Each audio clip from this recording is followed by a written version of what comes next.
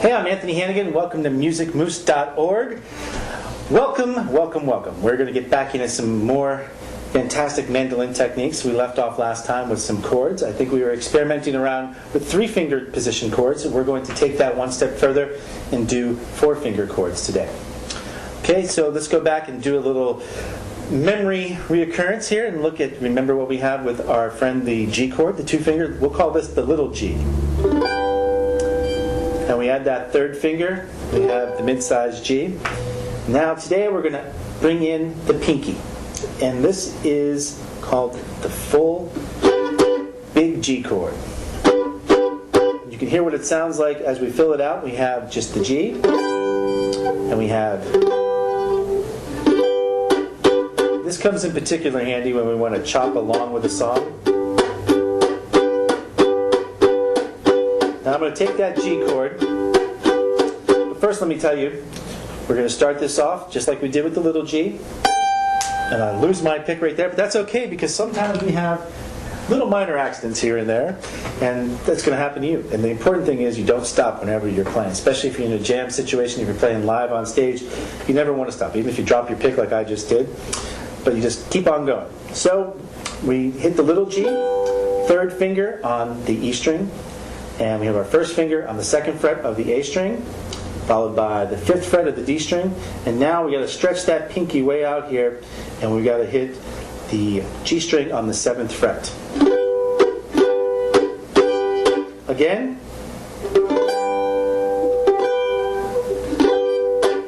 Now I said earlier we don't need to use the pinky when we're doing the in-between strings, like on the C chord. We already have that.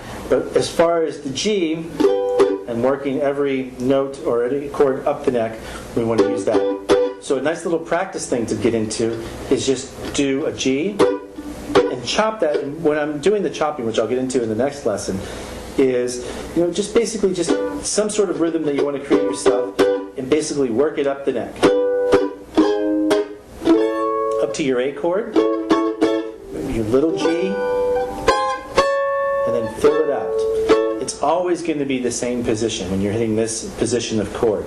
So if I want to hit a B chord, I find it, and then I'm basically going to go up and fill out the chord like that.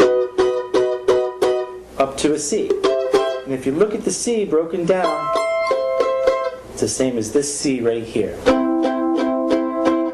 Now we could use the 4th finger too for a C chord if we want to bring it down on the 5th fret on the E string. Good to get your pinky exercise. Now some of you might be stretching this for the very first time. Everyone might be quite familiar with the 2 or even the 3, and that hurts a little bit. And throwing, especially I see women have a really hard time reaching that chord right there. So a great practice to get into, to get this pinky really work up the dexterity of the finger. It's basically just take the G string and hit the 1st fret and take your pinky and work it up. Okay, start something very small and tight. Just do like the 1st fret and 2nd fret, using the index finger and the pinky. And push down so you can feel what it feels like and how much strength you're going to have to apply to get that string down. And then walk that pinky up to the 3rd fret, up to the 4th fret, up to the 5th fret, up to the 6th fret, up to the 7th fret. This is where you're really probably going to start feeling it right now, stretching that out. So you want to take it as far as you can. I'm up doing the 1st and 7th fret right now.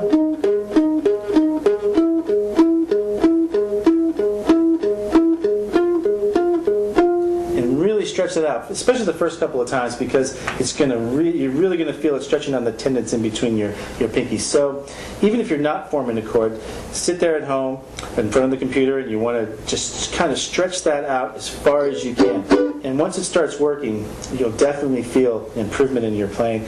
And a lot of it too, you might feel a little reserved about pushing the string down at first. The confidence is a big factor in playing too. And a great exercise I get into sometimes when I'm doing this, hitting the full chords, especially when I first started playing, is sometimes playing with the lights out too, so you want to start listening for the notes rather than just looking down, because eventually what you want to do is kind of separate yourself from this hand and and basically just work the ideas that you have, execute what you have in your mind to be demonstrated through your fingers. But the one thing is to get your fingers in condition. So, and we'll get into some finger exercises later too, but right now, just to understand the chords and how the positions are, that's what we're going to get into. So there's your full G chord. Now if you look at the position of this, and what I have, like I said earlier, is your 3rd fret on your E string, and the 2nd fret on the A string, 5th fret on the D string, and 7th fret on the G string. If you break these down, I see right there, there's a little G right there, and right there is a double stop G.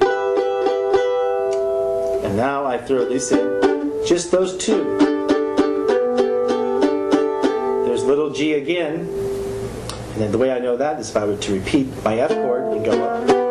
It's just that different fingers are assuming the positions right now. And the one thing to remember is the positions are repetitive, the fingerings are not. So once you break the mold of looking at your fingers and where they're supposed to be, but understanding that the fretboard, it just repeats itself up and down, you'll be in great shape to explore the mandolin even further. So once again, let's do the full finger G,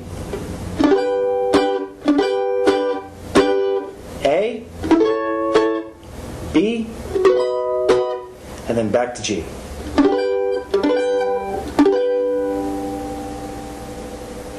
Well, that's it for your lesson in full finger chords today. We're going to get back into it. We're going to explore chords some more later on. Join us again at musicmoose.org for some fantastic instructional information.